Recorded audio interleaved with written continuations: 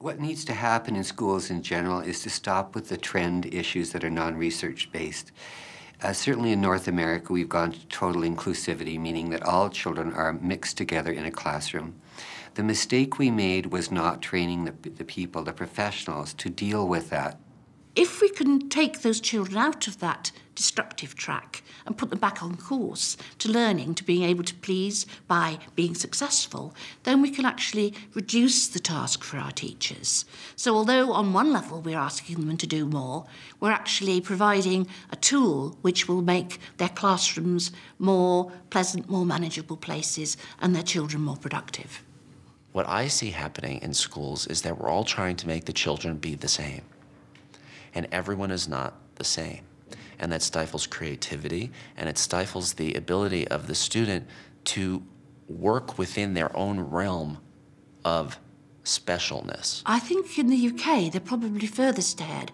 In terms of children in school, we had an act in 1994 which said that we had to identify children when they started school at age 5 as having difficulties and provide support for them.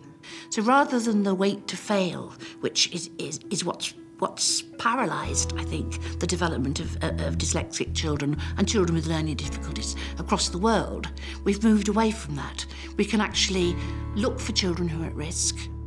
And so for teachers and for the community at large, they may see this person who is very articulate, appears to be very together, who cannot read or who cannot do that math. And they just don't know how to deal with it. It just doesn't compute for them that if you can do this, you should be able to do that. The problem, the issue usually, is that the people at the top themselves are very good readers and writers, and they don't understand how anybody could succeed without those. Identification and appropriate ongoing intervention dramatically reduces the risk of needless school failure. Teachers have a very tough job. The teachers are crying out now for help. They are not being trained. They're doing the best job that they can. If we're going to really support our kids, we have to work as a team. I can't do it alone. I don't think teachers can do it alone. We now have a lot of scientific knowledge that tells us what to do, when to do it, and how to do it well. But we need to bring the teachers on side to make that happen because they're the primary provider of that. And too often we assume they have that knowledge, and we're not taking into consideration the other demands that are placed on them.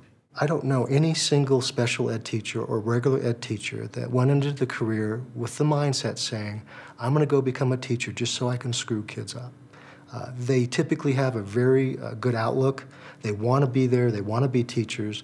Often they just don't have the support to do it. The key thing is really better training of teachers and more resources at the early stage, because we know pretty well what needs to be done. To the teachers in the regular school system, I would have to say, understand you can't necessarily look after all these kids, and it's not your responsibility to do so. Sometimes it's best to say we're not the best solution, and admit that, I think, to a parent.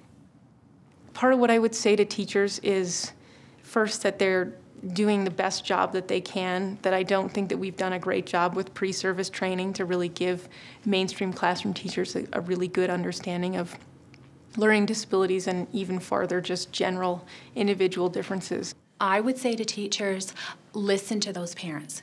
We may not be able to articulate exactly what our children's needs are, but we have an awful lot of information to share. Listen to what happens after our children come home from school. They may have developed some coping skills to get them through the day, but there were many days when my daughter would come home and get off that bus and she would just dissolve into tears. They should make a good connection with the parents. They should understand that it's really the teacher and the principal of the school and the parents that are going to make this thing work.